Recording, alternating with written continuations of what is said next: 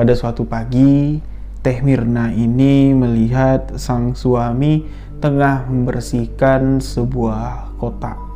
Kotaknya itu berwarna coklat gelap ya. Kotak yang terbuat dari kayu dan ukurannya itu lebihlah dari ukuran sejengkal.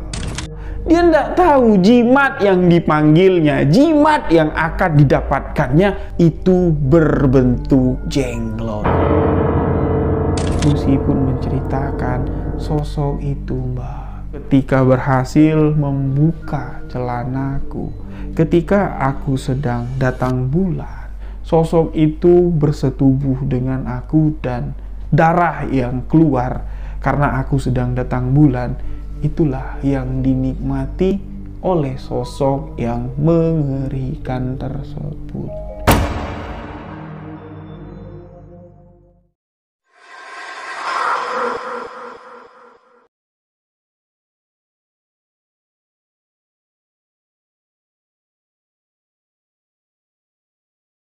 Bismillahirrahmanirrahim. Assalamualaikum warahmatullahi wabarakatuh.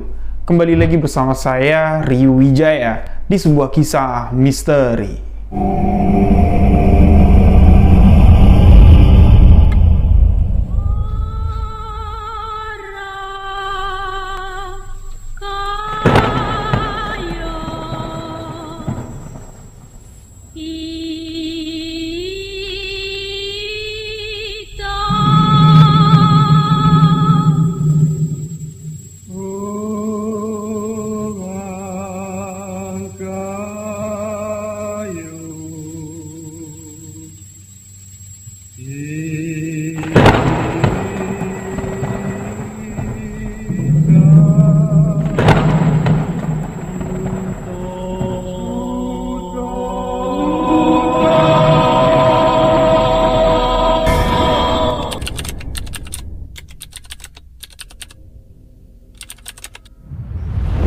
Terima kasih untuk sahabat yang telah mengklik video ini.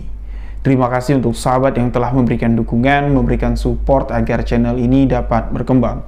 Untuk sahabat yang baru bergabung, baru mendengarkan kisah misteri yang saya ceritakan, sahabat boleh mengklik tombol subscribe, aktifkan notifikasi loncengnya, dan jangan lupa bagikan video sebuah kisah misteri ke akun sosial media sahabat-sahabat semua.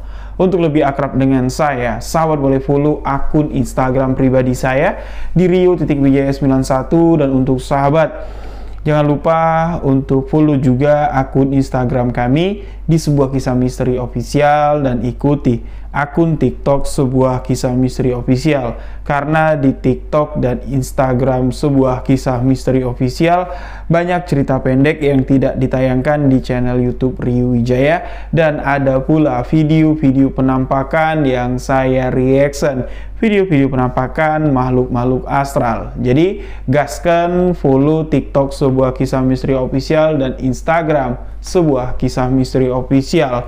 Nah, untuk sahabat yang punya cerita menarik, pengalaman horor yang pernah sahabat alami, boleh sahabat tuliskan ceritanya lalu kirimkan ke WhatsApp admin yang ada di bawah ini. Baik itu merupakan tulisan, bisa juga dengan voice note, biar mempermudah sahabat-sahabat berbagi cerita pengalaman misteri. Dan jika sahabat suka dengan cerita misteri yang saya ceritakan di video kali ini, jangan lupa tekan tombol like.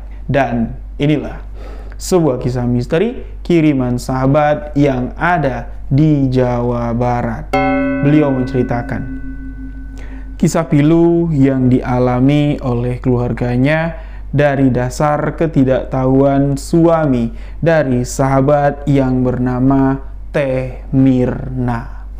Jadi Teh Mirna ini menikah dengan sang suami di tahun 2000 silam. Memang di awal-awal pernikahan, Teh Mirna ini tidak merasa ada kejanggalan, tidak merasa ada sesuatu yang aneh, sampai dimana 6 tahun pernikahan, tepat di tahun 2006, ada sesuatu yang berbeda yang terlihat dari sang suami. Dan inilah kejadian misteri ketidaktahuan sang suami memperdalam ilmu jenglot atau batara karang, berniat mencari keselamatan, malah petaka yang menimpa keluarga. Sebuah kisah nyata akan saya ceritakan dalam segmen sebuah kisah misteri.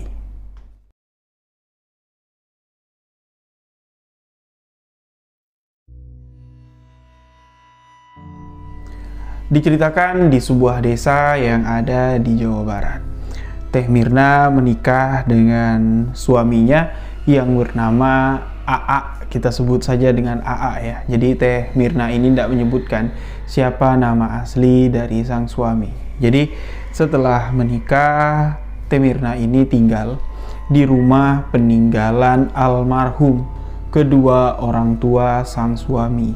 Dan di rumah itu Teh Mirna ini tidak tinggal berdua saja dengan sang suami di masa-masa pengantin barunya. Jadi suami Teh Mirna ini memiliki satu orang adik, berarti di sini kita sebut sebagai ipar dari Teh Mirna. Sebut saja dengan nama Lucy. Jadi adik dari suami Teh Mirna atau ipar dari Teh Mirna ini di tahun 2000 tersebut, ketika mereka baru-baru menikah, ini masih duduk di kelas 3 SMP. Jadi masih remaja lah ya, belum masuk ke fase dewasa. Dan di tahun 2006, tepatnya 6 tahun dari tahun 2000, si adik ipar dari Teh Mirna tentunya sudah tumbuh menjadi gadis dewasa. Beliau sudah 3 tahun lulus dari SMA dan tengah menjalani fase-fase di masa perkuliahan di salah satu universitas yang ada di Kota Kembang, tepatnya Kota Bandung. Nah, jadi di masa-masa perkuliahan di tahun 2006, adik ipar dari Teh Mirna ini tidak tinggal serumah dengan Teh Mirna dengan si AA, tapi dia ngekos di Kota Bandung. Dan di rumah di tahun 2006, alhamdulillah Teh Mirna ini sudah dikaruniai satu orang anak. Dan anak Teh Mirna di tahun 2006 ini baru berusia 2 tahun. Sedangkan Teh Mirna dan suami beserta anaknya yang baru berusia 2 tahun ini masih tinggal di rumah peninggalan almarhum kedua orang tua dari suami Teh Mirna. Masih tinggal di tempat yang sama ketika mereka baru menikah. Seperti yang saya katakan di awal cerita tadi, kalau di tahun 2006 ini ada sesuatu yang berbeda, gerak-gerik atau apa yang dilakukan oleh suami dari Teh Mirna. Awalnya Teh Mirna ini tidak tahu apa yang dilakukan atau apa yang diperbuat oleh suaminya. Gerak-gerik itu tidak mencurigakan dari segi hubungan. Misalnya curiga kalau ada selingkuhan atau ada kenakalan di luar rumah, enggak. Malah kecurigaan itu dengan sesuatu yang berbau amalan, kayak tengah melakukan pengamalan atau menjalankan ritual. Tapi ketika ditanya ke si AA, ke suami Teh Mirna, beliau enggak mengaku. Beliau mengatakan, apa sih kamu? Aku enggak ngamalin apa-apa. Aku tidak ngelakuin apa-apa, biasa-biasa aja. Dan aku juga tidak ada masalah di luar. Itu cuman kekhawatiran kamu saja. Tidak usah ambil pusing. Anggap saja itu perilaku normal yang sering kulakukan. Nah, dari penegasan itu tentunya suami dari Teh Mirna ini secara tidak sengaja menyiratkan memang ada satu hal yang dilakukannya dan tidak diketahui oleh Teh Mirna. Dengan harapan sang suami mengatakan seperti itu, Teh Mirna ini redam rasa penasarannya, malah tidak. Beliau lebih ingin tahu dan mencari tahu. Ternyata dari ketidaktahuan Teh Mirna, dia menyelidiki, dia sedikit bertanya-tanyalah kepada teman bekerja dari sang suami. Akhirnya Teh Mirna mengetahui bahwa belakangan ini suaminya itu sering telat pulang kerja. Ini mampir ke salah satu rumah yang dikatakan atau yang dikenal di lingkungan tersebut dengan sebutan Abah. Abah ini adalah pakar supranatural. Abah ini dikenal sebagai tokoh di kampung tersebut yang memiliki ilmu kebatinan tingkat tinggi. Tapi Teh Mirna belum dapat masuk, belum dapat bertemu dengan Abah dan menanyakan pasti apa yang dilakukan suaminya di sana. Jadi Teh Mirna masih memantau dari jauh sampai di mana suami Teh Mirna ini mengetahui kalau istrinya beberapa waktu belakangan ini mengintai dan ingin mencari tahu apa yang dilakukannya di tempat Abah. Nah, jadi ini semua sudah terbongkar, kecurigaan Teh Mirna sudah terbukti, dan pada akhirnya suami dari Teh Mirna mengakui kepentingan beliau sering mengunjungi rumah Abah. Pertama, ini minta bimbingan. Pertama, ya karena orang tuaku sudah tidak ada lagi. Di tengah pekerjaanku yang seperti ini, saingan sana sini, banyak yang tidak senang sama aku. Ya, dia tahu Abah memiliki ilmu kebatinan, setidaknya aku ada penasehat spiritual, aku ada yang ngejaga, dan aku minta amalan sama si Abah. Mendengar apa yang diungkapkan suaminya ini sudah jujur, Teh Mirna pun tidak gelisah lagi. Ya sudah, Teh Mirna bilang, asalkan amalan yang kau amalkan ini tidak menyimpang, amalan yang kau pelajari ini tidak jauh dari ajaran syariat agama Islam yang kita peluk. Ndak usah khawatir kamu, kata suami Teh Mirna. Nah, sebatas ini saya ingin sedikit mengingatkan kepada sahabat-sahabat yang sekarang dalam fase kegabutan, kegalauan, haus akan pendalaman hal-hal mistis. Perlu memilah-milah, perlu mencari tahu konten-konten yang berisi tautan mistis. Jangan asal dengar, takutnya nanti salah persepsi.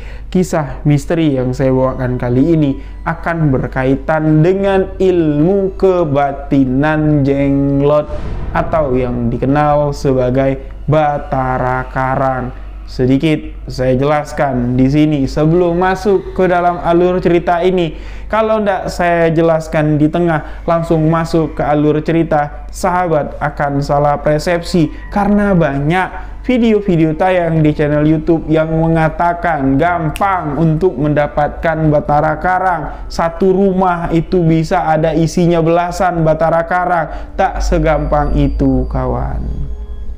Jadi jenglot atau yang dikenal dengan Batara Karang, dari beberapa sudut pandang ini ada perbedaan antara jenglot dengan Batara Karang. Tapi pada umumnya itu adalah satu sosok, satu makhluk yang sampai hari ini tidak dapat diketahui asal usulnya dari mana. Kalau yang banyak ya tersebar di marketplace, di penjualan-penjualan online, tentunya itu adalah Batara Karang, jenglot-jenglotan yang dibuat berdasarkan kerajinan tangan manusia. Banyak yang dibuat dari bangkai ular, dipakein ijuk dan segala macam. Tapi sejatinya sosok jenglot yang digambarkan, yang dijual-jual murah di marketplace itu memang seperti itu bentuknya, tapi semua yang ada di tubuhnya itu melekat utuh, sejati, dan bisa tumbuh dan bertumbuh.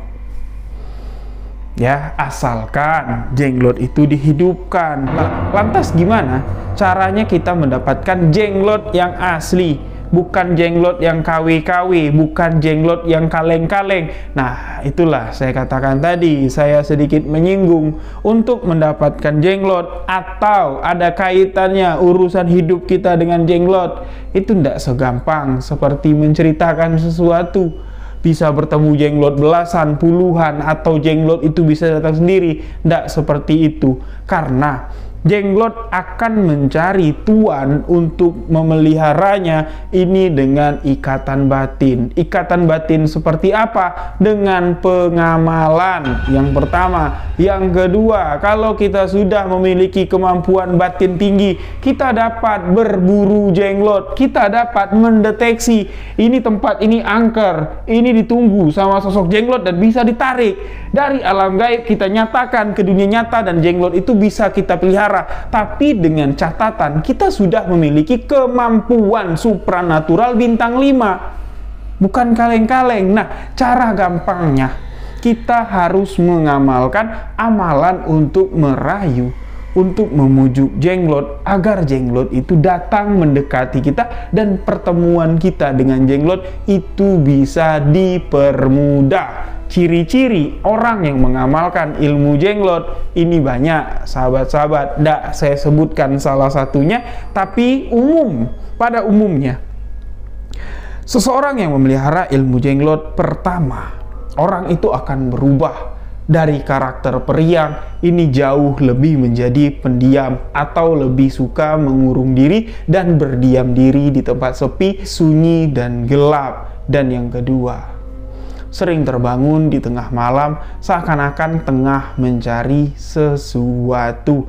Dan yang ketiga, sering memperhatikan tempat-tempat yang konon katanya di situ dihuni oleh sosok kuntilanak, dihuni sosok genderuwo, bahkan memang mencari tempat-tempat seperti itu untuk didatangi, untuk dijadikan tempat berwisata. Tentunya wisata malam dengan satu ritual tertentu. Nah, jadi ada amalannya ya sahabat-sahabat ya, kalau kita ingin dekat dengan Jenglot atau memelihara Jenglot. Satu lagi saya tekankan di sini, Jenglot datang karena kita undang. Jenglot mau kita pelihara karena kita mau memelihara Jenglot. Tidak ada istilahnya kebetulan bertemu dengan Jenglot, karena pakar supranatural bintang 5 sekalipun tidak dapat menjelaskan sosok Jenglot itu asalnya dari mana. Konon katanya banyak yang mengatakan sosok Jenglot itu adalah sosok manusia yang terkutuk, dan ada juga yang mengatakan sosok Jenglot itu adalah sosok manusia semasa hidupnya menggunakan ilmu ajian Pancasona atau rawa rontek yang hidupnya ini kekal dan dikubur. Itu tubuhnya kerdil, mengecil, memumi, dan akhirnya berwujud seperti Jenglot, akan hidup sampai kiamat nanti. Namun tidak dapat dipastikan opsi mana atau bagian mananya yang dapat kita percaya. Namun satu yang perlu kita ketahui, Jenglot itu betulan ada, dan kegunaan Jenglot itu sahabat-sahabat mesti pahami juga. Jenglot itu diperuntukkan sebagai azimat untuk melindungi diri. Ya, ingat, azimat untuk melindungi diri, bukan untuk mencari kekayaan, bukan untuk menjadi kaya. Nggak ada orang yang kaya melihara Jenglot. Itu saya katakan. Jadi orang yang berurusan dengan Jenglot tentunya orang itu menginginkan kekuatan ilmu hitam yang tinggi. Titik.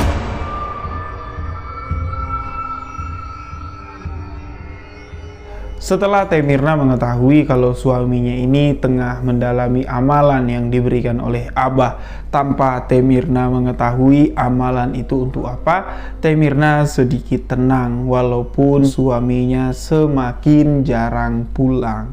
Ketika ditanya, "Mas dari mana?" "Aku begadang di rumah si Abah." Jadi diceritakanlah kalau dia ini mendengar nasihat-nasihat hidup dari si Abah, dan penting juga untuk nanti karirku. Nah, pastinya sahabat bertanya-tanya, kok sampai segitunya suami Teh Myrna ini khawatir dengan kehidupan dan karirnya? Emang apa sih jabatan atau pekerjaan dari suami Teh Myrna? Jadi di Jawa Barat ini kan kita identik dengan wilayah perkebunan dan industri ya. Nah, suami dari Teh Myrna ini alhamdulillah dipercaya menjadi seorang lah yang memang mengatur sistem kerja dari buruh-buruh pabrik yang ada di perusahaan tersebut.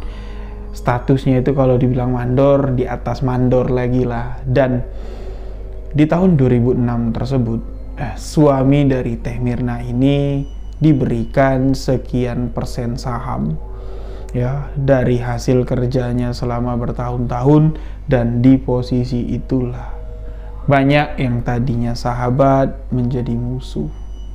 Yang tadinya musuh semakin membenci suami dari Teh Myrna. Nah, dari situlah suami Teh Myrna ini mencoba untuk mencari perlindungan, mencari amalan untuk bisa mempertahankan diri dari gangguan-gangguan orang-orang yang berniat jahat.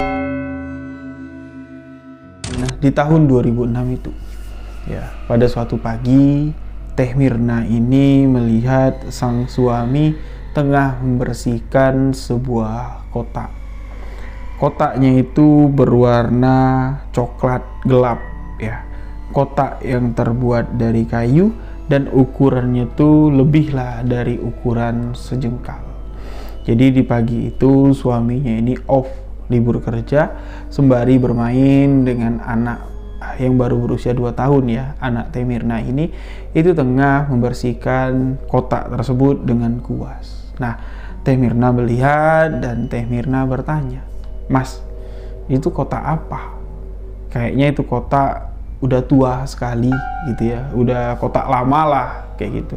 Suami Teh Mirna mengatakan, "Iya nih, ini dikasih sama Abah. Nanti ada barang yang bakal datang sendiri." "Barang apa?" kata Teh Mirna. "Ah, enggak tahu di kamu lah, jimat," istilahnya kayak gitu. "Oh, itu jimat untuk apa?"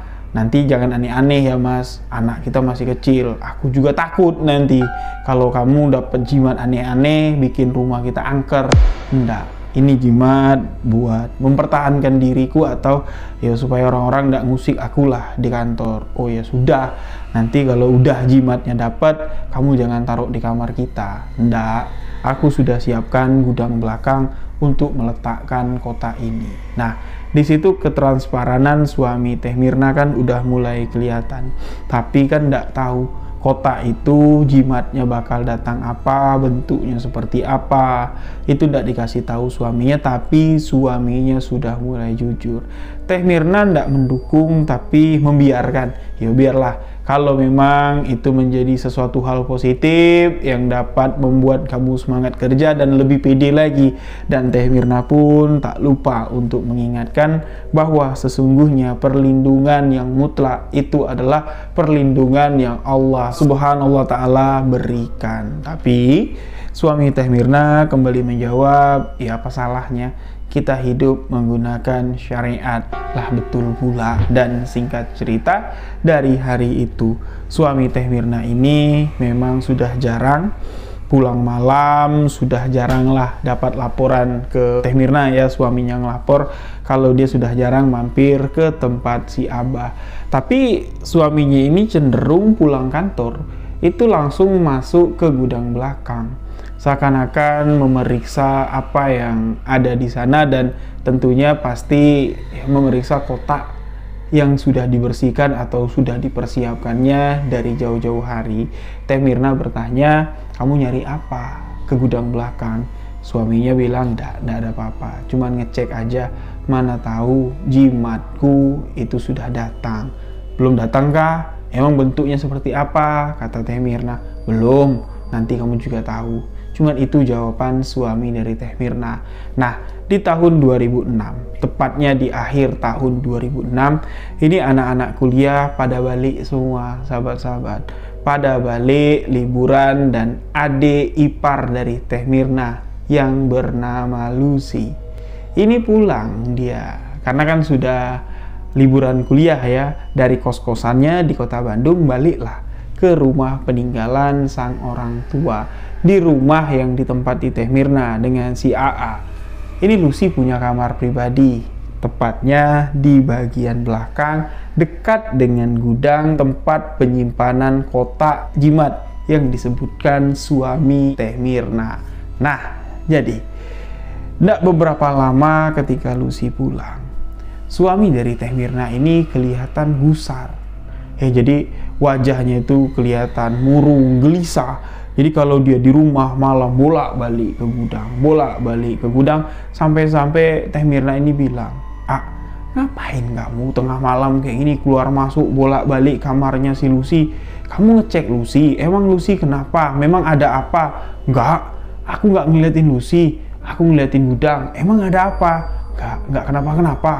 Aku cuman feeling aja kalau di gudang itu sudah ada sesuatu." "Sesuatu apa?" kata Teh Mirna. "Kamu jangan bikin aku takut." "Enggak, soalnya beberapa hari belakangan semenjak Lucy pulang ke rumah ini, aku mimpi. Jadi suami dari Teh Mirna ini menceritakan kalau mimpinya dia itu didatangi oleh sosok makhluk kerdil dengan kuku panjang, dengan rambut yang terurai panjang sekali. Sosok itu mendatangi suami dari Teh Mirna. Ini seakan-akan kepingin dekat. Kemana suami Teh Mirna di dalam mimpi itu, ini diikutin oleh sosok yang menakutkan dan mengerikan tersebut. Nah, jadi suami Teh Mirna ini ngebayangin kalau itulah sosok jimat yang akan dimilikinya. Ternyata kotak yang disiapkan oleh suami Teh Mirna, amalan yang diamalkan oleh suami Teh Mirna, ini dia tidak tahu amalan itu untuk apa. Dia tidak tahu jimat yang dipanggilnya, jimat yang akan didapatkannya itu berbentuk jenglot. Sama sekali dia tidak tahu. Di mimpi itulah dia baru tahu. Nah, di sini connect Teh Mirna. Kalau kayak gitu perwujudannya, jimat yang mau kamu tunggu atau mau datang ke rumah ini, tentunya itu sosok yang mengerikan. Amit, pulangin kotak itu sama Abah. Kamu ganti saja dengan jimat-jimat yang lain. Kan bisa batu aki, batu cincin, atau yang lain. Kamu pikirin, di sini ada adik kamu, Lucy, anak kita. Aku takut loh kalau kamu tinggal sendirian ketika kamu pulang kerja atau lembur. Kalau Lucy sudah balik ke kosannya, kamu bayangin, aku sama anak kamu tinggal dengan makhluk seperti itu.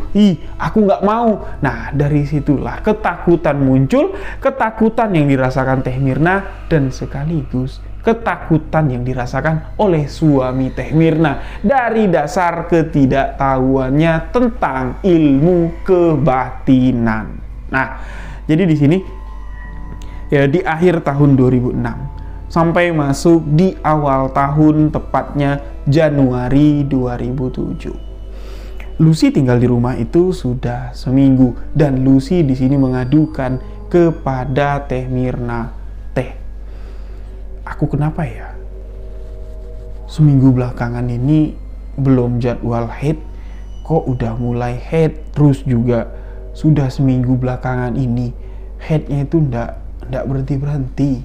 Dan ketika aku di kamar mandi, maaf ya, mencuci pembalut, aku ngerasa kayak dari atas kaca nako ventilasi kamar mandi itu kayak ada sosok kecil yang memperhatikanku. Ketika aku bersihin darah haid, sosok itu kayak menjulur-julurkan lidahnya. Itu jelas loh aku lihat, kecil sekali dan menyeramkan. Nah, mulai dari situ kayak haidku ini tidak berhenti-berhenti. Nah, Teh Mirna yang tidak mengaitkan apa yang dialami Lucy, ini tidak dikaitkannya dengan apa yang tengah dilakukan oleh abangnya Lucy. Nah, ini Teh Mirna malah menyuruh, yuk besok Teteh bawa kamu check up. Jadi biar tahu kenapa, kalau dibiarin juga bahaya nanti. Dan akhirnya Teh Mirna sama si Lucy pun check up lah, ke bidan, dan bidan mengatakan kalau Lucy ini cuman sedang lagi subur aja. Jadi hormonnya sedang naik-naik karena dia masih istilahnya ya masih muda lah gitu ya. Jadi hormonnya itu berlebihan dan menyebabkan bukan pendarahan, tapi memang haidnya itu berlebihan. Nanti juga kamu akan mengalami fase masa suburmu itu sudah mulai hilang dan kamu akan sering telat haid. Jadi tidak apa-apa, dikasih malah obat pelancar haid biar cepat selesai haidnya itu dan kembali normal. Nah, dianggap semua ini cumalah penyakit medis tanpa mengaitkan dengan sesuatu yang berbau mistis. Masih di awal 2007, tepatnya di bulan Januari.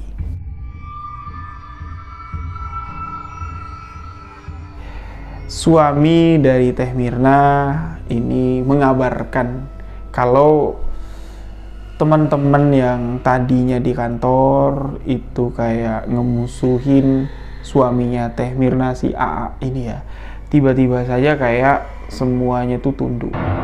Semuanya itu malah tidak berani berkuar-kuar untuk menjatuhkan lagi.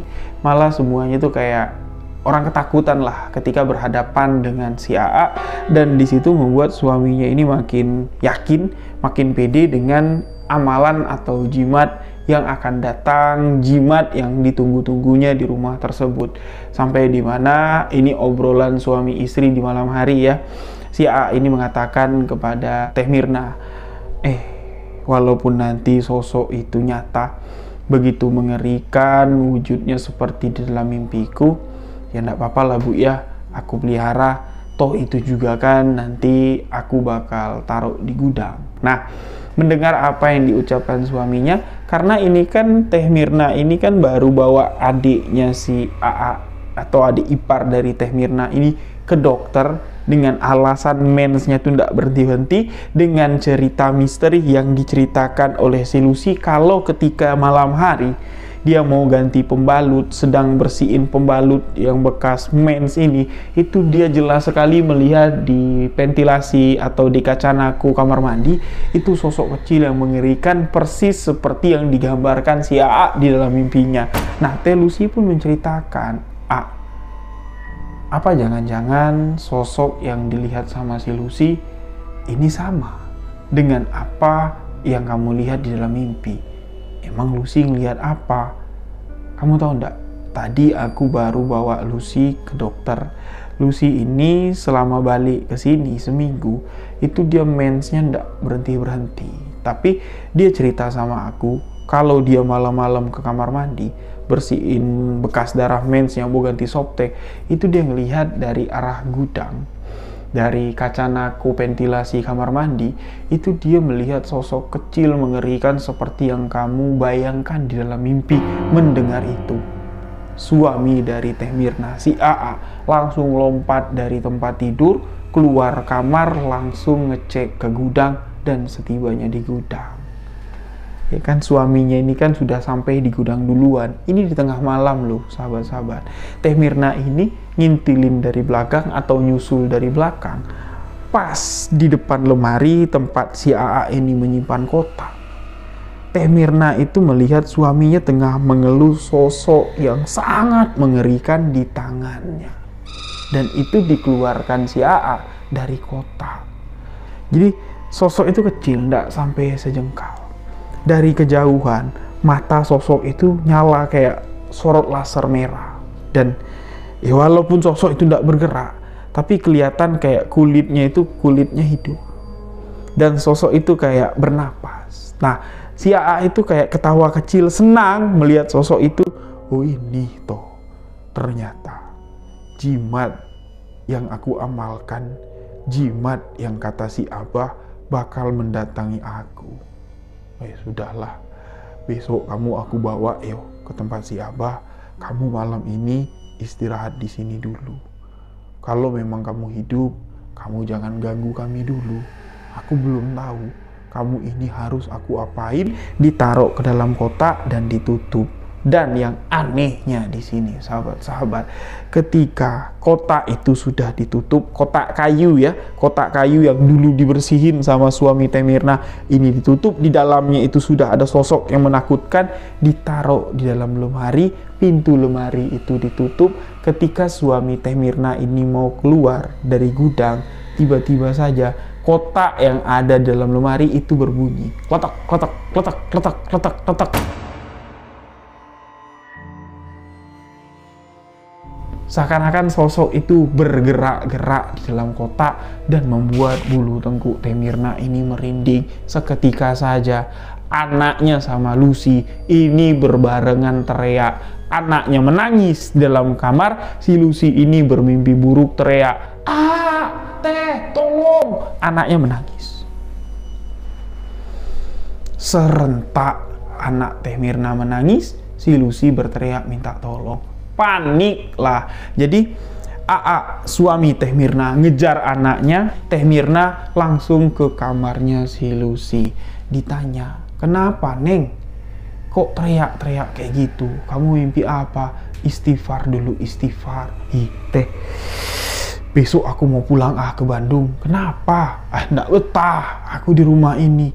Masa iya sosok yang kulihat ketika aku cerita sama Teteh ya, itu ngelihatin aku, memperhatikan aku dari kaca nako ventilasi kamar mandi. Itu masa iya masuk ke dalam mimpiku? Masa iya Teh sosok itu morotin celanaku? Pokoknya yang dialami Lucy di dalam mimpi itu menakutkan dan menggelikan. Dan sedangkan pengakuan dari si AA, anaknya ini terbangun, katanya kakinya ini digigit sesuatu yang bentuknya mengerikan. Yang namanya anak umur 2 tahun lebih ya, itu tidak bisa mendeskripsikan apa yang dia lihat. Yang jelas ekspresi ketakutan dari anak Teh Mirna ini itu sangatlah ketakutan sekali.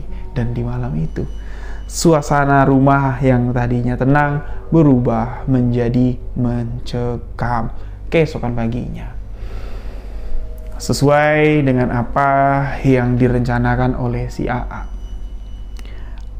langsung membawa kotak itu tanpa bungkus, langsung dimasukkan ke dalam tas kerjanya, langsung dibawa ke rumah si Abah. Entah apalah yang dilakukan si AA di rumah si Abah terhadap kotak yang sudah dilihat sama Teh Mirna. Bentuknya itu, bentuk isi dalam kotak atau perwujudan jimat yang ditunggu-tunggu sama suaminya ini sangatlah menakutkan. Sedangkan di pagi itu juga si Lucy ini berkemas, dia minta izin, sampaikan salamku nanti sama AA. Aku udah mau balik ke Bandung aja lah. Jadi masa liburannya pun tinggal seminggu lagi, karena semester baru kan di awal tahun sudah mau masuk nih. Jadi dia mau bersiap-siap juga untuk menyambut perkuliahannya. Di pagi itu Lucy pun berangkat dari kampungnya menuju ke kota Bandung untuk kembali ke kos-kosan untuk kembali berkuliah. Jadi rumah itu siang itu cuman ditempati oleh Teh Mirna bersama anaknya. Bayangkan, dari siang menjelang sore, menjelang si A pulang, Teh Mirna ini gelisah, bolak-balik bawa anaknya main di rumah, keluar lagi ke rumah tetangga, karena feeling Teh Mirna di rumahnya sudah tidak aman lagi. Rumah tua yang tadinya sangat aman, tenang, dan tentram, seketika saja feeling Teh Mirna kayak mengatakan rumah ini sudah tidak baik-baik lagi semenjak jimat yang dinanti-nanti sang suami itu datang ke rumah tersebut. Dan apa yang dibayangkan, apa yang difikirkan oleh Teh Mirna benar terjadi, sahabat-sahabat. Jadi suami Teh Mirna yang tadinya cuma menganggap jimat itu sebagai syariat, ketika dia balik dari rumah si Abah, jimat itu diperlakukan sangatlah spesial sekali. Memang tempatnya masih ditaruh di dalam gudang, tapi dalam gudang itu dibersihin sama si AA. Dalam gudang itu malah kayak bukan gudang lagi, barang-barang yang tidak guna itu malah dikasihin sama tukang rongsok, dikeluarin dari rumah. Jadi di dalam gudang itu cuman barang-barang besar yang bersih saja. Jadi kayak rongsok-rongsok nggak ada lagi, kayak TV rusak itu udah dibuang semua. Tinggallah lemari dengan tumpukan-tumpukan kardus, bekas-bekas baju. Nah, lemari itu disusun rapi, dibersihkan, dan di dalam lemari itu lengkap ada minyak. Ditanya sama Teh Mirna, ini minyak apa, A? Itu namanya minyak Japaron, lengkap dengan kembang 7 rupa, lengkap pula dengan sajen-sajenannya. Ada 1 sisir pisang emas, ada sebutir telur ayam hitam atau telur ayam kampung. Nah, jadi minyak Japaron ya, wewangian yang lain itu katanya adalah makanan dari sosok yang dipelihara oleh suami Teh Mirna. Dan ketika disebutkan sosok itu apa namanya, Teh Mirna seketika merinding. Inilah yang dinamakan Azimat Jenglot. Inilah yang memberiku kekuatan di kantor agar musuh-musuhku tidak berani ngapa-ngapain aku lagi. Dan rutin di setiap bulannya jenglot ini harus diberi makan berupa minyak Japaron, kembang 7 rupa, pisang emas, dan telur ayam hitam atau telur ayam kampung. Nah, Jadi melihat sosok itu diperlakukan sudah sangat spesial. Ditambah lagi suami Teh Mirna ini ibadahnya itu malah ngejomplang, sahabat-sahabat. Dari nol suami Teh Mirna ini ya sudah menikah dengan Teh Mirna sampai jabatannya tinggi, jadi pengawas, ya dapat saham pula di perusahaan tersebut. Ini ibadahnya bagus sekali, tapi kok tiba-tiba melihara sosok itu malah ibadahnya jomplang. Waktu maghrib ini bukannya dia sholat, malah dia mainin sosok jenglot peliharaannya. Dan sosok jenglot itu ndak netap juga di dalam kotaknya, kadang-kadang dicari-cari sama suami Teh Mirna itu menghilang. Tahu ndak hilangnya kemana? Inilah kisah yang paling miris, paling mengerikan dalam kisah misteri ini. Ketika sosok jenglot itu hilang, ternyata sosok jenglot ini mengikuti canang yang mau diikutinya. Bukan suami Teh Mirna ternyata yang mau diikuti jenglot tersebut, melainkan adik ipar dari Teh Mirna. Siapa? Lucy.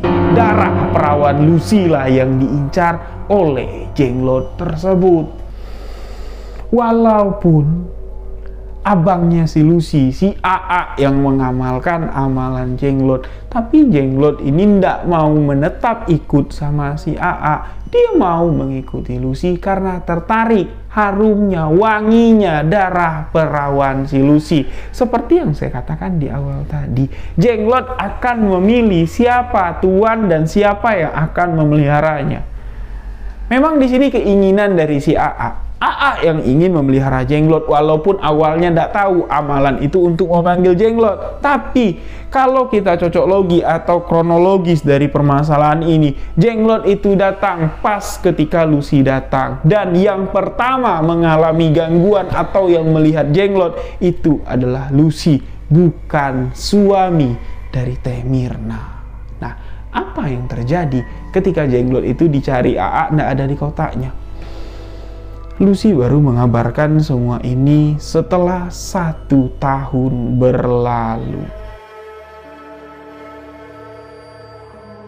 Awalnya Teh Mirna dan suami tidak mengetahui apa yang sebenarnya terjadi. Tentunya ya, jenglot yang sudah diterima oleh si AA, suami dari Teh Mirna, ini tentunya diperlakukan oleh si AA sebaik mungkin. Kata si AA itu adalah anjuran dari Abah yang memberikan amalan ini. Dan ketika jenglot ini yang sudah memberikan efek positif dalam dunia pekerjaan AA, atau sudah menjadi jimat yang mujarab lah jatuhnya ya, ini tidak diperlakukan dengan baik, jenglot itu akan membawa bencana di keluarga tersebut.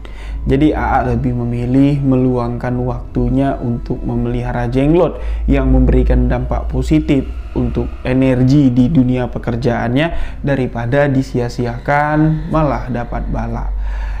Teh Mirna selaku istri di sini cuma dapat memberikan nasihat, jangan terlalu menuhankan jimatmu itu. Ya, tapi suaminya masih tetap dengan pendiriannya. Teh Mirna pun cuma dapat memperhatikan saja. Dan tentunya sahabat-sahabat, selama 1 tahun jenglot itu sudah dipelihara. Jenglot itu tidak pernah mengganggu aktivitas di rumah tersebut, cuman sering bikin kesel saja. Di waktu-waktu tertentu suami Teh Mirna ini kayak orang gila, nyariin jenglot itu sampai berantakin rumah. Katanya jenglotnya pindah tempat, tapi nyatanya dicari di setiap sudut rumah, diacak-acak sama suami Teh Mirna, jenglot itu ndak ada. Seakan-akan jenglot itu pergi entah kemana.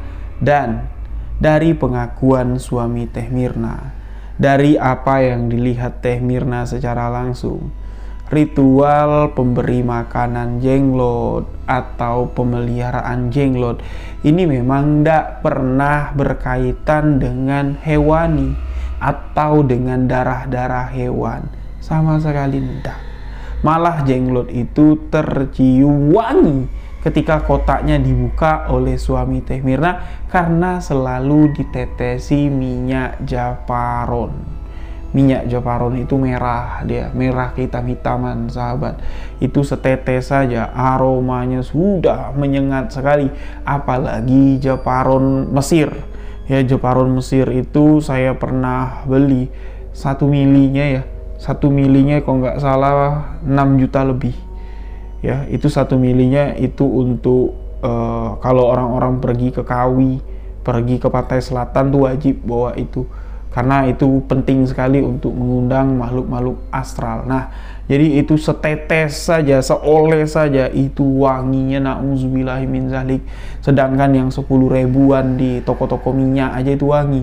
Ya, bukan Jeparon yang asli, apalagi Jeparon yang pakai kotak. Dia itu mahal sekali lah pokoknya. Dulu saya pernah beli 6 juta lebih itu, segini. Nah, jadi ya, tidak ada jenglot peliharaan suami Teh Mirna itu bau darah, apalagi dengan ritual pakai darah ayam atau darah apa, ndak sama sekali. Tapi jenglot itu bisa menghilang, betul-betul hilang. Dan ketika hilang, suami Teh Mirna ini kayak linglung, kayak gelisah sekali. Ternyata ketika jenglot itu hilang, ada 2 kejadian yang terjadi di 2 sisi waktu yang berbeda. Terjadi di rumah Teh Mirna dan terjadi di kos-kosannya si Lucy. Jadi setahun baru kisah ini terbongkar setelah Lucy ini mengalami penyakit yang parah.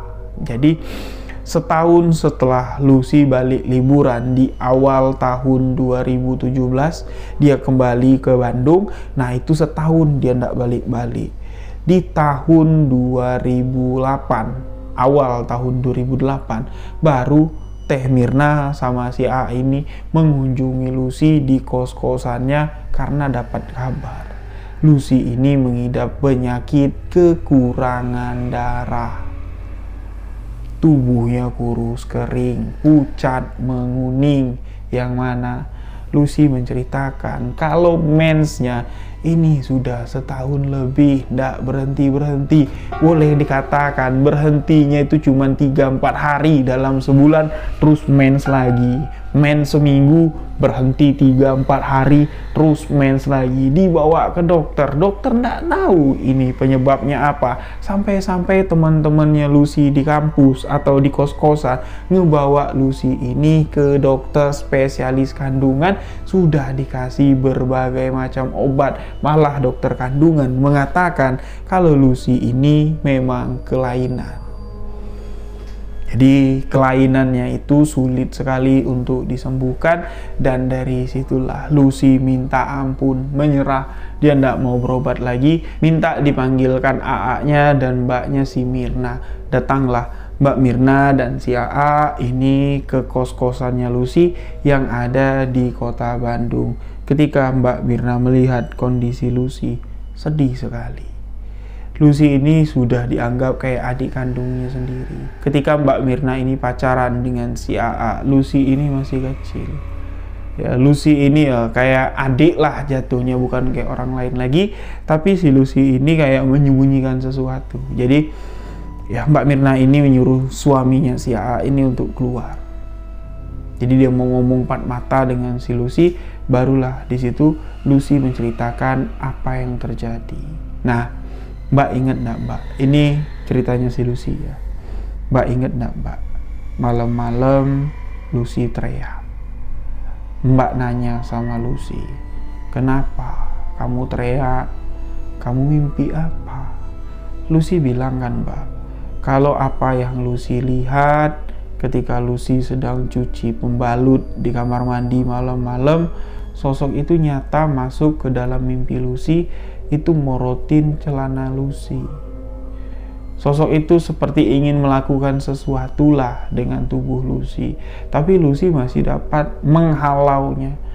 Lucy masih dapat mengusirnya, tapi ketakutan itu semakin hari semakin menjadi-jadi. Sosok itu semakin kerap datang ketika Lucy balik dari rumah kembali ke kos-kosan ini. Sosok itu semakin kuat, semakin nyata Mbak energinya. Sampai-sampai Lucy tidak sanggup untuk menahannya. Jadi apa dek yang terjadi? Kata Mbak Mirna ini. Lucy pun menceritakan sosok itu mbak. Sosok itu ketika berhasil membuka celanaku, sosok itu menyetubuhi aku. Dan maaf sahabat-sahabat, ketika aku sedang datang bulan, sosok itu bersetubuh dengan aku dan darah yang keluar karena aku sedang datang bulan, itulah yang dinikmati oleh sosok yang mengerikan tersebut. Sosok itu tidak berwujud kecil lagi mbak. Sosok itu tumbuh layaknya seperti seorang pria dewasa dengan kuku yang panjang, dengan mata yang menyorot tajam seperti laser. Boleh dikatakan sebulan 2 kali sosok itu datang bersetubuh denganku dan menikmati darah haid yang keluar dari kemaluanku. Dan ini bertepatan loh sahabat-sahabat, waktunya ketika jenglot itu hilang di rumahnya Mbak Mirna dan menyebabkan si AA, suaminya si Mbak Mirna, ini linglung. Nah, Mbak Mirna yang mengetahui kecocokan kejadian ini, itu ingin menceritakan semuanya kepada suaminya langsung, tapi Lucy yang nggak tahu apa-apa dengan kejadian yang ada di rumah, dengan apa yang diamalkan oleh si AA. Ini mengatakan kepada Mbak Mirna, Mbak, jangan ceritakan ini sama AA. Takutnya nanti AA khawatir. Takutnya AA tidak memperbolehkan aku melanjutkan kuliah. Sayang loh Mbak. Aku udah semester akhir. Aku tidak mau kuliahku stop di tengah jalan. Nah di situ Mirna nih bingung. Loh ini kok kayak mana jadinya ya? Lucy ini ndak paham dia, ndak ngerti dia. Kalau semua ini ada kaitannya dengan apa yang dilakukan oleh abangnya ya kita katakan. Nah si abang juga ini nggak tahu. Jenglotnya pergi, ini ternyata menghisap atau melakukan sesuatu yang buruk lah sama adiknya. Ini kalau aku ceritakan, ini bakal pecah. Pecahnya kenapa? Pastinya si AA akan menyalahkan dirinya sendiri kalau ini memang betul ulah jenglot yang menyebabkan si adik sakit, dan pastinya tidak akan memperbolehkan si adik kuliah. Akan disembuhkan dulu si adik ini dan akan menghambat masa perkuliahannya. Itu kalau si AA tahu. Nah kalau si Lucy tahu penyebab jenglot itu datang ternyata jenglot peliharaan abangnya, tentunya si Lucy ini tidak bakal mau pulang ke rumahnya karena pasal atau inti dari masalah ini itu ada di rumah mereka. Jadi Mbak Mirna ini bingung, apa yang harus kulakukan? Nah jadi untuk sementara waktu Lucy memang dititipkan dengan teman-teman kosnya.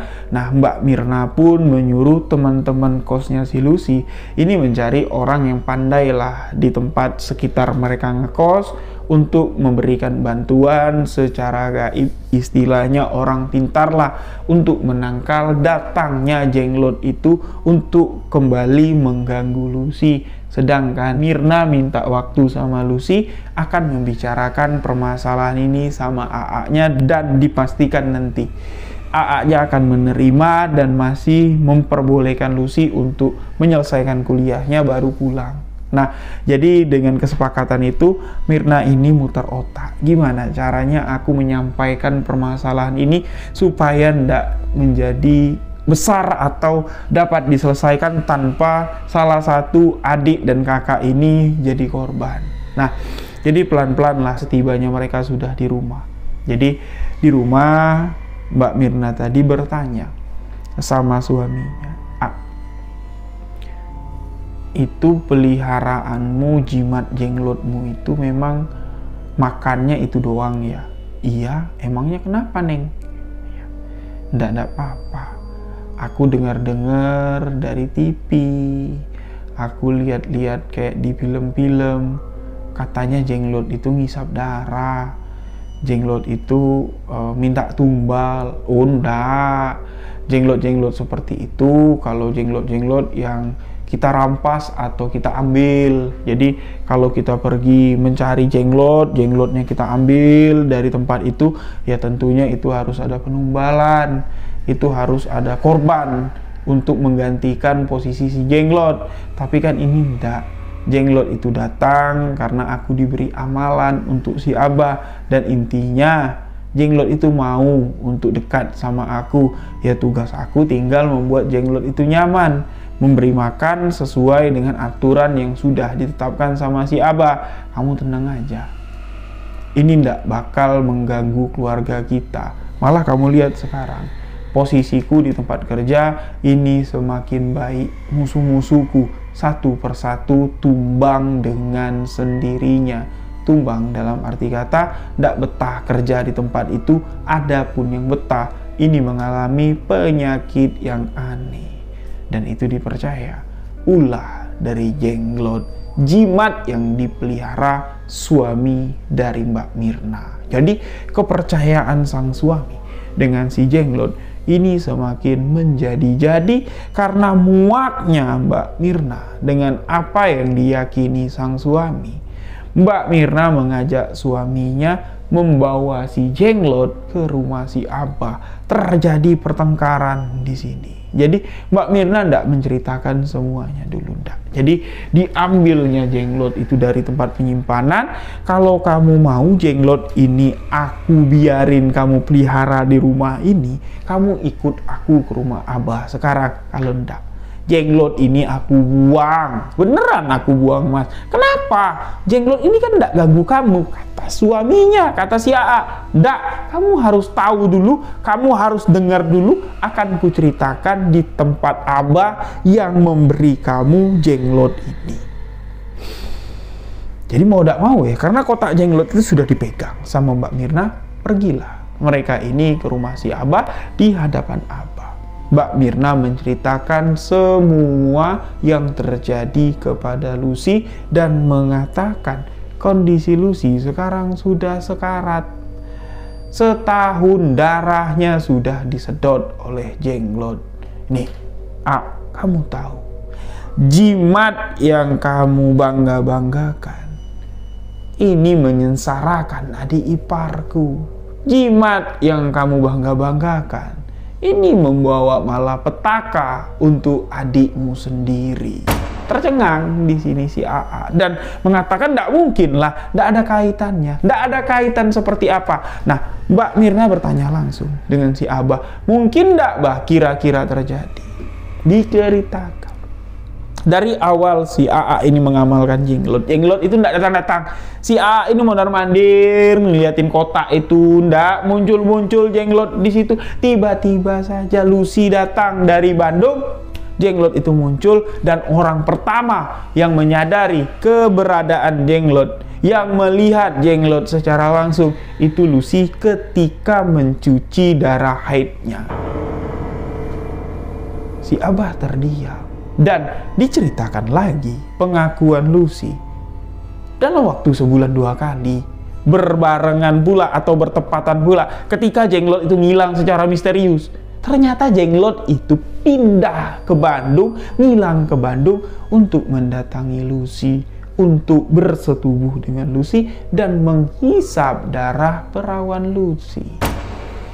Si Abah di sini mukanya pucat dan si AA di sini mulai marah dan bertanya sama si Abah, apakah betul seperti itu, Bah?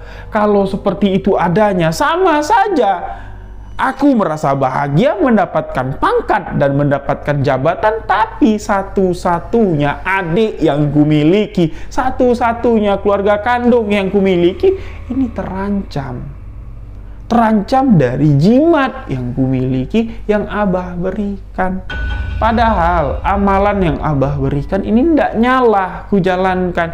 Si Abah di sini geleng-geleng kepala dan meminta ampun, mengatakan kalau itu di luar kontrol Abah dan mengiyakan apa yang terjadi. Semua itu bisa saja terjadi dan sudah terjadi. Jenglot yang kau panggil ketika mencium darah perawan adikmu lebih tertarik untuk mengikuti adikmu. Walaupun kekuatannya dapat kau gunakan, seberapa besar kekuatannya kau gunakan, sebegitu besar pula lah Jenglot itu meminta upah dari tubuh adikmu dengan menghisap darah perawannya. Sontak di situ si AA mengatakan, lebih baik aku kehilangan pekerjaanku, dimusuhin orang sekantor, daripada aku mesti mengetahui fakta seperti ini. Tolong, bisa ndak semua ini diselesaikan? Nah, si Abah di sini minta waktu, karena si Abah mesti mencari tahu dulu di mana kesalahan yang terjadi. Kok malah Jenglot ini menjadi kutukan dan liar.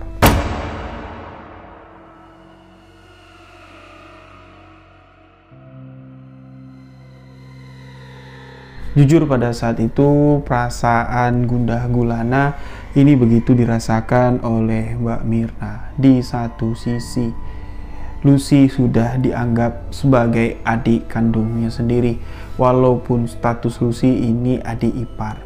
Dan sang suami, rasa bersalah yang ada di dalam hati sang suami ini juga begitu besar dirasakan oleh Mbak Mirna. Jadi si AA, suami dari Mbak Mirna ini, mengatakan kepada sang istri, aku mau datang menjemput Lucy, dan gimana caranya lah nanti aku harus menyembuhkan Lucy dari apa yang sudah ku sebabkan. Dan Mbak Mirna mengatakan kalau dia tidak setuju dengan keegoisan pendapat sepihak yang diutarakan suaminya kalau mau langsung ke Bandung menjemput si Lucy. Karena apa? Pandangan Mbak Mirna begini, ketika Lucy mengetahui penyebab penyakit yang dideritanya sehingga dia menderita setahun lebih, mengalami kejadian yang sangat mengerikan dan sangat menakutkan, dan tentunya menghambat perkuliahan Lucy, yang mana selesai kuliah itu banyak sekali impian dari Lucy. Tentunya ini akan merusak hubungan baik antara kamu dengan Lucy ketika Lucy menyadari permasalahan ini sumbernya dari ketidaktahuan kamu dengan ilmu atau dengan jimat yang kamu miliki. Jadi intinya seperti ini, Mbak Mirna menyarankan biarlah masalah ini kalian saling tidak terbuka.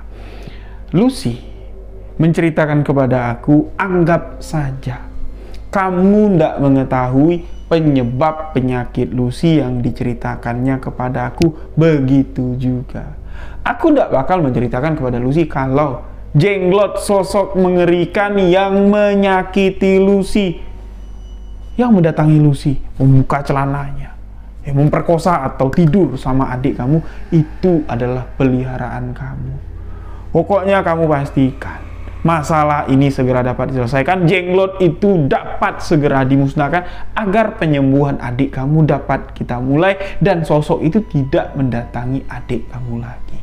Kalau sampai Lucy tahu, kamu tahu semua ini bakal hancur, aku pastikan Lucy tidak bakal mau lagi pulang ke rumah kita. Lucy pasti bakal takut, trauma yang begitu besar akan timbul.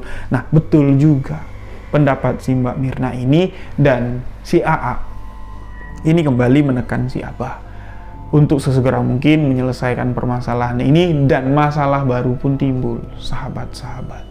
Karena si AA udah ogah ngejagain si Jenglot itu lagi, ngerawat si Jenglot itu lagi. Semakin sering terdengar suara kayak kelotang, kayak kotak itu bergerak-gerak di dalam lemari yang ada di dalam gudang. Ini si AA tidak memperdulikannya. Setiap AA tidak memperdulikan suara kelontang-kelontang yang berasal dari kotak Jenglot, si AA malamnya pasti bermimpi buruk. Bangun tuh ngos-ngosan penuh keringat dan ketakutan. Ditanya sama Mirna, kalau sosok itu datang menyeramkan sekali dan seakan-akan ingin menggigit dan menghisap darahku.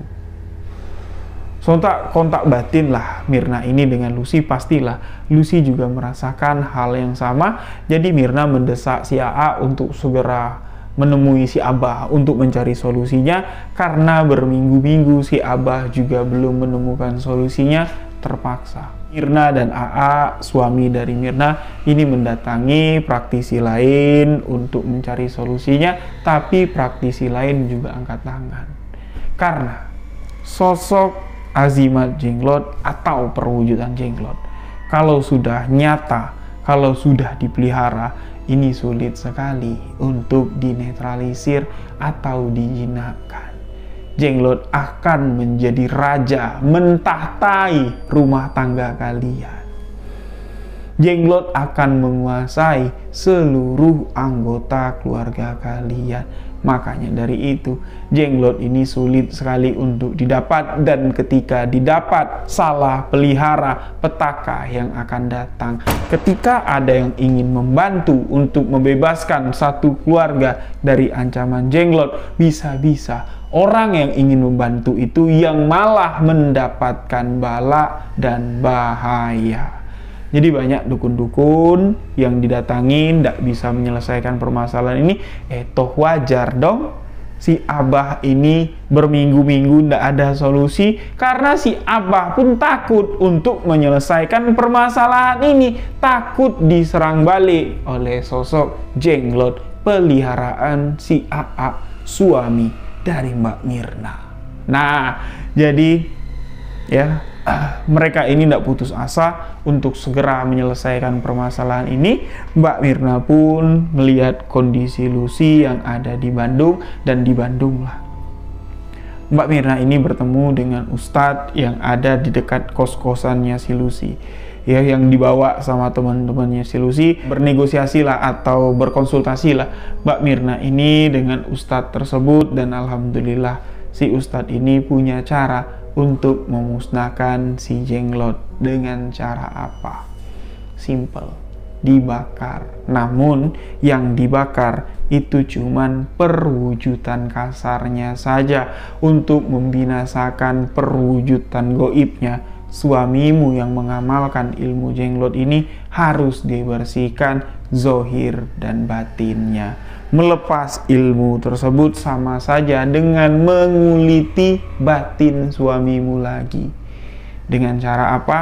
Beberapa cara diberikan: ruqyah, puasa, taubat. Nah, step-step dari ruqyah, puasa, taubat ini dijalankan sama suami dari Mbak Mirna, si AA, dan jenglot itu pun dibakar. Prosesi pembakaran jenglot ini sangat dramatis sekali. Pada saat itu Lucy belum mengetahui apa yang terjadi, masih dirahasiakan. Jadi Lucy ini cuman disebut kayak ketempelan makhluk gaib aja lah. Jadi diobatin dengan cara tradisional, dan Ustadz tersebut dibawalah ke rumah tempat tinggal Mbak Mirna untuk melihat sosok jenglot. Jadi ketika kedatangan si Ustadz, jenglot itu tidak balik ke kotanya, tidak tahu ngilang kemana. Disusul lagi ke Bandung, jenglot itu balik ke rumah Mbak Mirna. Sempat mereka ini bolak-balik, dan akhirnya jenglot itu tertangkap sedang di dalam kota. Di waktu yang mana ketika jenglot itu harus dimanjakan dengan diberikan minyak japaron, diberikan kembang setaman, diberikan telur, diberikan pisang mas. Saat itulah jenglot itu kembali ke kota, dan pada saat jenglot kembali ke kota, jenglot itu disegel. Nah, setelah disegel dengan Pak Ustadz, suami dari Mbak Mirna, si AA, disuruh menyiapkan kayu pembakaran. Pikirlah ya sahabat-sahabat, kayu pembakarannya itu dibikin kayak api unggun, menyala dengan kobaran api yang cukup besar. Ketika Pak Ustadz ini melemparkan kotak yang isi dalamnya jenglot, api itu tiba-tiba mati kayak kesiram air. Mati, betul-betul mati. Diangkat lagi si jenglot, disiram bensin lagi, dinyalain lagi pakai korek, besar lagi membara api tersebut, dilempar kotak jenglot itu, tiba-tiba mati lagi. Cara kedua, kotak jenglot itu disiram bensin, di tumpuan kayu bakar tadi disiram bensin, dinyalakan api, sama sekali tidak terbakar. Sama sekali tidak terbakar. Nah, jadi bingunglah anggota keluarga ini gimana caranya. Dan kayak ada bisikan lah ya, suami dari Mbak Mirna ini, si A ini kayak dapat bisikan, nggak tahu itu bisikan suara siapa. Jadi bisikannya berkata seperti ini: sampai kiamat pun kalau orang berpeci itu yang membakar jenglot, ini nggak bakal jenglot itu bisa terbakar, karena sebahagian jenglot itu berasal dari api. Jadi siapa yang harus membakarnya? Dalam hati si AA menjawab bisikan tersebut. Siapa yang mengundang, siapa yang memanggil, siapa yang menginginkan jenglot itu datang, bakarlah, binasalah jenglot tersebut. Langsung tumpukan jenglot yang di atas tumpukan kayu bakar langsung diambil sama si AA, kotaknya dibuka, jenglotnya itu dikeluarin, dilempar ke dalam tumpukan kayu, disulut sama api, terbakar habis dalam hitungan detik. Kayak disulap. Kayu yang banyak itu seketika habis di dalam api, dalam hitungan detik jadi abu, nggak pakai jadi arang lagi. Dan itu membuat Mirna, membuat si Pak Kiai, Pak Ustadz itu geleng-geleng kepala. Ya, seakan-akan kayak kenapa nggak dari tadi aja? Nah itulah, karena sesuatu yang berbau mistis, sesuatu yang berbau gaib itu nggak bisa dipaksakan. Ya, walaupun Pak Ustadz, Pak Kiai ini memiliki pengetahuan yang lebih, tapi tata caranya tidak diketahui, tidak segampang membalikkan telapak tangan. Nah, bisikan itu suara dari mana? Wallahu a'lam bishawab. Dan setelah itu dijalankanlah puasa, dijalankanlah pembersihan zahir dan batin, dilakukanlah taubatan nasuha. Dan proses penyembuhan Lucy ini berangsur-angsur membaik, dibawa ke dokter ya. Di sini diberi obat, pengobatan medis, dan alhamdulillah 4 bulan setelah jenglot itu musnah, mens yang berturut-turut setahun, tidak pernah berhenti cuman beberapa hari saja, ini mulai kembali normal. Tubuh Lucy pun mulai terlihat segar dan berisi. Tapi sampai cerita ini dibagikan, Lucy tidak tahu sumber asal-usul penyakit yang sempat membuatnya sengsara dan sosok mengerikan yang muncul di mimpinya itu berasal dari apa yang telah dilakukan oleh si AA, abang kandung dari Lucy.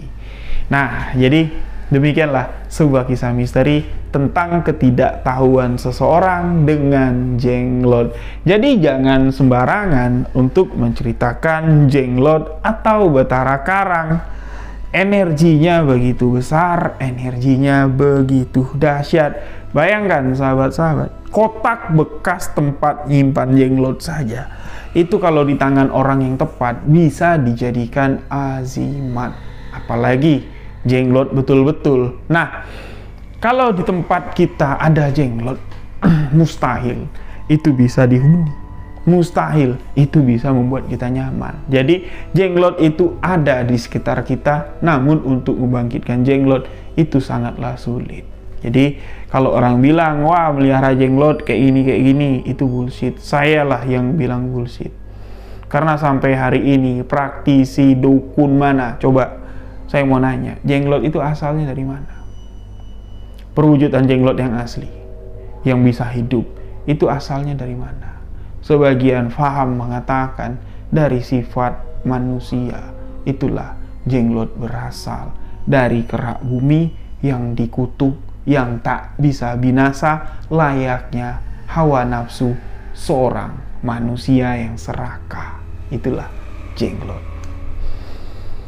Jadi banyak pelajaran dalam kisah ini untuk sahabat-sahabat semua. Pahami sesuatu yang mistis itu bukan untuk kita pelajari, tapi untuk menjadi pedoman ke depan. Jangan sampai hal-hal cerita yang berbau mistis itu membawa kita ke dalam hal yang lebih buruk lagi. Lebih baik menceritakan sebuah kisah misteri daripada menyembunyikan fakta di balik sebuah realita. Terima kasih untuk sahabat semua yang telah mendengarkan kisah ini. Jika ada salah kata, salah ucap dalam penyampaian yang saya sampaikan, mohon dimaafkan. Terima kasih untuk sahabat yang telah mengirimkan cerita. Yang belum ceritanya dibawakan, insya Allah selanjutnya akan saya bawakan di segmen Sebuah Kisah Misteri. Saya Rio Wijaya beserta tim undur diri. Wabillahi taufiq wal hidayah. Wassalamualaikum warahmatullahi wabarakatuh. Salam Sebuah Kisah Misteri.